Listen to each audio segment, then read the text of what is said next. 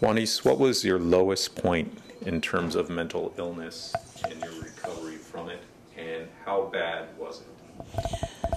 My lowest point would be when I was married. I was in my early 20s. I was in an abusive relationship, and I discovered that my daughter was being abused. I ended up trying to commit suicide because I didn't know how to get out of that.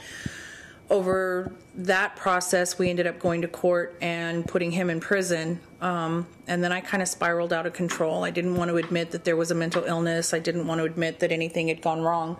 So I ended up with some drug abuse, and my kids decided they didn't want to live with me, and I ended up homeless. I was wandering through Fresno, very sick, very high, doing whatever I could to eat. And Patsy and I had been friends prior to that. She found me, and I think that has to be my lowest point. When she found me, she said, "Are you hungry?" And I weighed about 110 pounds at that point. I said yes, and she said, "Are you tired?" And I said yes, and she said, "Do you want your children to come home?" And I said yes, and she said, "If you'll go back to mental health and you'll start doing your medications properly, we'll work together and I'll help that happen." And from that day forward, I've not stopped taking my medication. And I started back in mental health services. I took a DBT group, which is dialectical behavioral therapy, and learned how to control some of the behavioral issues that I was having. And then I started working with all the team members at mental health.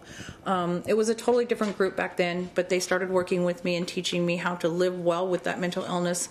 And I don't mean to make it sound like it was an overnight process. This is over probably a 10-year period where it had to build up. It took at least I'd say 4 years to develop a relationship with my youngest daughter. It took 11 years to redevelop the relationship with my son, and it took about 9 years to redevelop the relationship with my oldest daughter. During the course of that, I started getting well and started accepting my own culpability in some of the things that had happened, and started focusing on my mental wellness. I was diagnosed then with bipolar 1 disorder, borderline personality disorder, and PTSD based on the abuse. And I just decided I needed to find out how to work with those mental illnesses.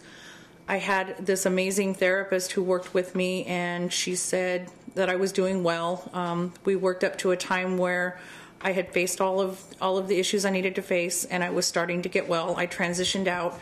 But when I transitioned out, I didn't have anyone to care. I didn't have any peers. There was no development of the peer groups at that time. So I became kind of lost, and it wasn't long before the first crisis that occurred, I needed to go right back into services. And so this has been over the last 20-something years that I've been in and out of services, but I've learned how to care for myself. I've learned how to give back and help others. And I've just learned how to be well with bipolar disorder. It's a really difficult thing to do, but I wake up every morning and focus on how I feel, how my body's feeling that day, so that I can focus on whether or not I'm going to be confrontational, and how to maintain some sort of calmness during the day. And I love giving back. I love sitting down with people and talking to them about their illness and helping them learn that illness doesn't mean forever. Illness can mean wellness, and that's what I do. It's all about advocacy and giving back. I never want my 7-year-old granddaughter, who was just diagnosed with bipolar disorder, which is rare for a child that young to be diagnosed. I never want her to sit in front of her therapist and be told she can't do something. I never want that to happen.